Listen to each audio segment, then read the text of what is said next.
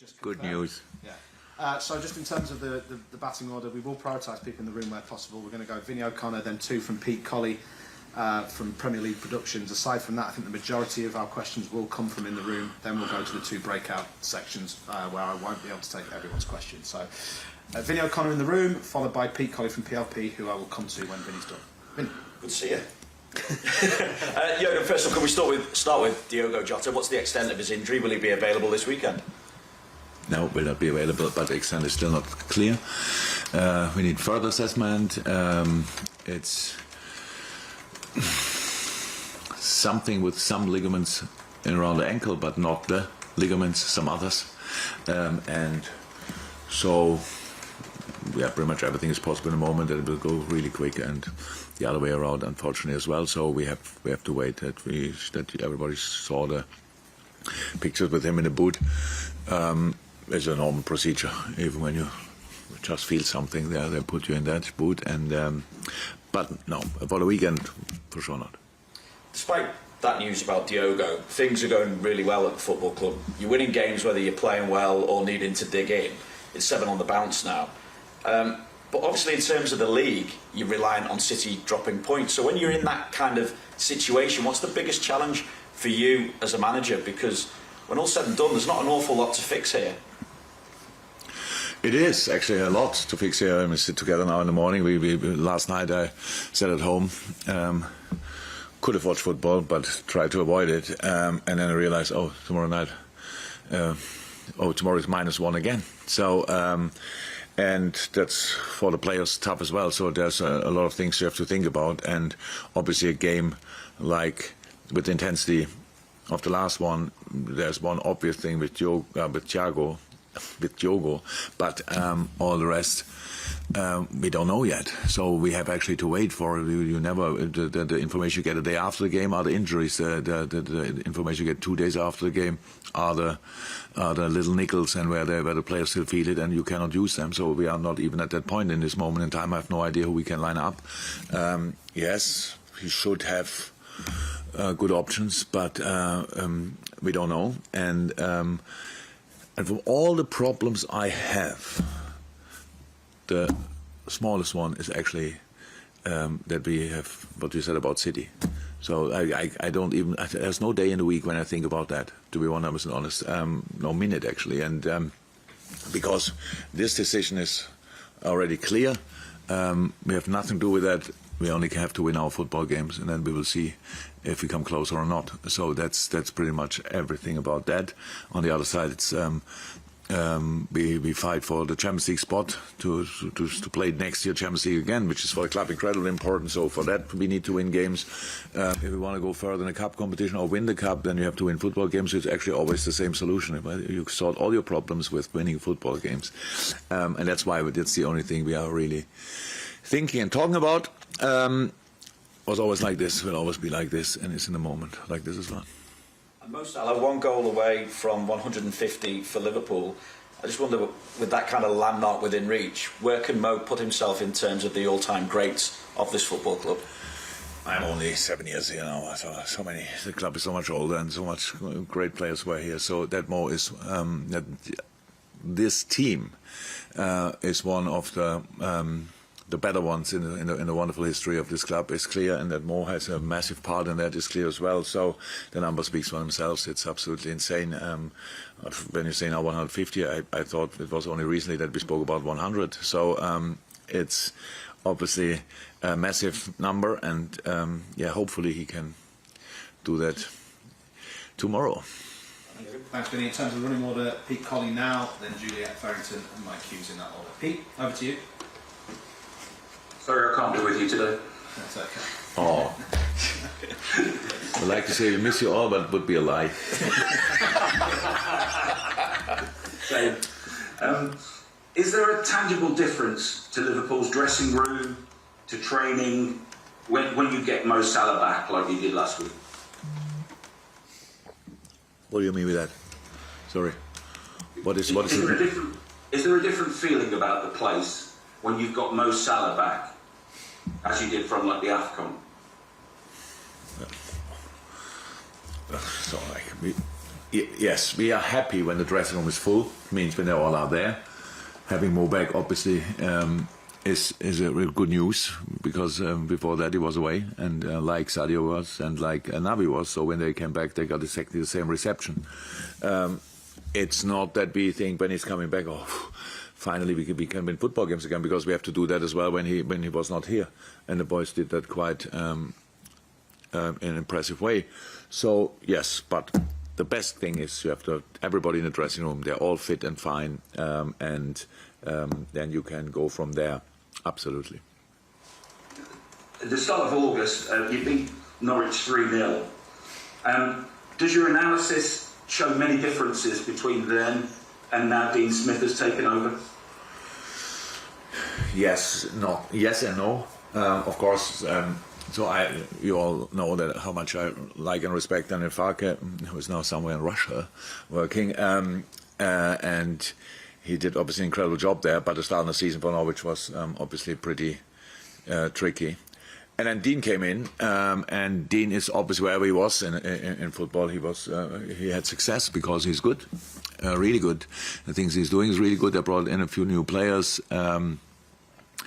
Very interesting signings anyway from the first day. Like with two of them I know pretty well, with Sargent and Rashica, and so it's a really good football playing side. Didn't get the result often enough. That's why they have the points tally they have. But it's still a really good football playing side. And when you think about Norwich, they just will not stop believing in staying in the league, and I admire that actually. So I really like that, and you can see that in the way they play. It's a very positive style. Yes, pretty direct as well. But if you let them play with all the guys they have in midfield, and then with the strikers up front, then they play. And if you give them the chance to go in behind your last line, they will go. Because they have, especially with Rashica and Pukki, proper speed there. And so we have to be pretty much everywhere 100%, because we have tried to avoid these kind of passes in behind. But if you do that, you have to make sure that you have a really good setup for that. And our situation is obviously we cannot ignore our situation. So we played on Wednesday night and only came back yesterday because of the wind. So now we play tomorrow again. So it's just for different reasons a difficult game for us. But I really hope for the support that however windy it will be, that the crowd pushes us even more. Thanks, Pete. And just before we go back to the room now, we do have two sections to come in this, and conscious of doing it, so we'll probably just take one unless there's need for a follow-up. Juliet, followed by Mike, followed by Carl, and Neil as well. Hey Jurgen, can we talk about Bobby Firmino? Obviously the goal he scored in midweek at the San Siro, but does that just sum up his worth and professionalism? He's been here a while now. We've seen that, obviously game time can be limited for him, but it's that never say die attitude and that approach and that professionalism that he comes on and just makes things happen. Bobby's. If you would know him better, you would be even more positive about him, because he's just an incredible person. And you could see when he came on, it was the most difficult position pretty much on the pitch, because Diogo got injured in these kind of fights in the first half, and then Bobby came on, and it's really tricky to keep the ball there, and we needed that. We needed still to play in these areas. When he scored a goal, then you could see everything is back. So that was really nice. I mean, then Bobby is in a mood that helps the team massively. So I'm not sure if any of the players should think like, maybe I will not get a lot of minutes, so I should use the few I get, because you never know. And also, especially with the quality of Bobby, he could play in this team. He could be in each lineup of this team every day because of his quality. Yeah, but it was maybe one of the most important away goals we scored so far, because of how the game went, and it calmed everything down. Bobby scored, and then in that moment, the momentum, we got the momentum back 100% in this game, and that's how it is in these tight fights with strong opponents. You need an opener, and yeah. We're all very happy. How you can imagine that Bobby scored. We could have scored everybody, but with Bobby is always this extra thing because of how unselfish he is. Everybody thinks, yeah, come on, Bobby. From time to time, you should make it yourself. And that's exactly what he did there, and really, really good. Thanks, Jules. Mike? Jurgen, when you look at the array of the forward talent that you have at the top end of the pitch now, and I know Diogo Jota's currently injured, but he hasn't stopped scoring since the moment he walked through the door. Mo Salah, Sadio Mane, Roberto Firmino, you've got Luis Diaz now, there's Divock Origi, Takumi Minamino, Harvey Elliott can play there. It's an impressive rank, isn't it? Is it the strongest that you've ever had at the top end of the pitch since you've been the Liverpool manager? Yeah, but I really don't like talking about it because since 2 weeks around about we talk constantly about it, and the first thing what happened was Diogo Jota is out, so we don't know how long. So makes it not the same number, and then we don't know when the next game happens, and then we play midweek, and then we play the weekend, and then we play Champions League again, and all these kind of things happens now like this. And it's just, yes, we know the fact that it's a really good team, absolutely a really good squad. But in the end, we have to deliver and we have to fight. And in the quality of the boys, like the potential of the boys, was not the key for the win at Milan, at Inter. The key for it was the attitude we showed, the spirit we created on the pitch, the mood we brought ourselves in on the pitch. That made a difference. And not who can play. It's not the past, whatever people call Madrid the white ballet or something like that. Because but. We are not that, by the way, so it's all what you make of it. What do you make of the things you have available? And the boys have to, and we all have to, we have just to fight and not to think about how good we could be. We are not the Harlem Globetrotters. Okay, we are not, and for sure, out there, by the way, there are a lot of really good football teams and squads we have to battle with. So nobody is happy with being second or whatever. Reaching a final is great. If you lose it, everything is, nothing anymore or stuff like this. So we need each and one of them, and not talking about it constantly. I get it, but I answered the question already 5 million times. So why we talk constantly about the squad? It's there, great, really great. Usually we talk about it when we don't have enough players. We think we should sign more players and all these kind of things. That's absolutely great. But we spoke 2 weeks about it, and now Diogo is out. So let's stop asking me about it. Think about it, write about it, do whatever you want. But my opinion is clear. Yes, top squad, best I ever had. But it's so much more important what kind of mood in the team and in the stadium we can create to get results. Because you don't win a Champions League away game at Inter Milan because you are good. You win it because you want it with all you have. And that's what we did. But talking about exactly what you've just mentioned then, Jordan Henderson came off the bench the other night and showed once again what a wonderful influence he is. And what Jordan brings to the team is more than the sum of his talents, isn't it? Because it's the attitude that he has. And you get the feeling that he's a great leader, but I think he inspires other leaders in the team as well. They all do. To be honest, they all do. And I love Handel to bits. That's how it is. But how he reacted, yes, it's true. It's a perfect example because he didn't start, and I'm pretty sure I didn't ask him, talk to him and ask him, do you expect to start or whatever. So, but I know that's how the players are now. He is obviously expected to start it, and it's clear. And then didn't start, and he come on and you make that, and the whole world asks you the question, why didn't he start? So that's exactly what a player has to do, how you have to react. And that was a perfect example, and absolutely perfect. But not only him, Naby came on and had the same influence, but it was brilliant when he came on. And then on top of that, Luis and Bobby scored the goal and all these kind of things. That's what you need, and that's the moment, because you can have the best squad in the world. I don't know where that is, but you can't have it if the boys are not happy with the situation in the squad, that you have all of a sudden so many players available on your position. If the players lose confidence in these moments when they don't start, you have a problem. Because the same 15 play all the time, they're all full of, and you're winning, they're all full of confidence. Yes, they're tired, but they're full of confidence. But now you have to get it from somewhere else. That's as well. And if you are, that's how I understand it. If you come on, you have to do exactly what the 5 boys in the end did when they came on against Inter. Okay. Carl and Neil, then we go to the first breakout section. Just for the people listening on the Zoom, we've got 2 in the room who I presume want to ask a question, so we can probably take 1 more for the dailies, but that would be it. Carl, we're still on the original open press. Hi, Jurgen.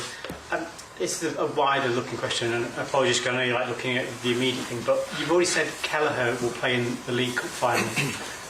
It'll be 3 weeks since his last game when he plays. So I'm just wondering, is there any plans to have him play any competitive or non-competitive stuff for this week to get him. He's used to that. He's used to that. He always plays when he's not playing before. He's used to that. No plans. Hopefully we don't have to do it. Not because I don't trust Queef. No. It would mean something happens to Ali, and I hope that will not happen. No. Thank you, Carl. Neil, and then this concludes the open section. Neil. Just wondered, as a manager, how hard you find it telling players they're not in the squad, never mind on the bench, because I think at Burnley last week it was Curtis, Joe Gomez, Taki, Divock. Is that maybe one of the hardest parts of when you see them training every day and then you're having to disappoint them with a weekend or a midweek?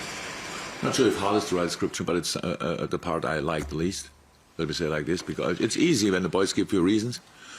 So like spending 3 nights in a row in a bar or whatever, or pictures in a pub, stuff like this, then you are not here, you don't understand the situation, obviously, whatever, we never had that, so cannot use that. But none of these players deserved it so far. It's not that you think, that's easy. All the decisions were really difficult, and yes, don't like that, but it's still part of the game, part of the business, and still, how I said, there might be the chance that you start next week. That's how it is, and you better keep yourself in a good place. Be angry with me, no problem. Be disappointed, no problem. But next day, show up latest and be the best version of yourself and go again. And then you make the decisions difficult, because if you drop in training, it's not a good solution, because then it starts going the wrong direction. But never happened, to be honest. The response, the group is incredible, absolutely incredible, and it's like it is. Will happen probably for tomorrow as well, again, the players want to talk to me. That happens not before the game, so like not after the decision or before the game. Then after the game, we've played the game, then they can come and talk. But the answers are pretty easy. You have to make sure that you are in the squad. I only the observer. I only watch the things, and the players have to deliver. And the longer you deliver, the more likely or even sure is it that your situation will change, because of the quality they have.